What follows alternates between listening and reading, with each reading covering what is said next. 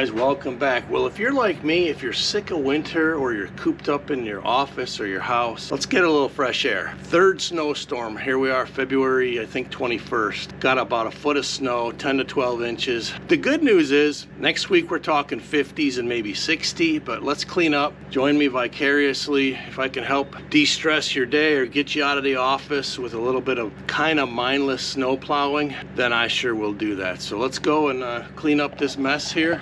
See how the Coyote does with the back blade.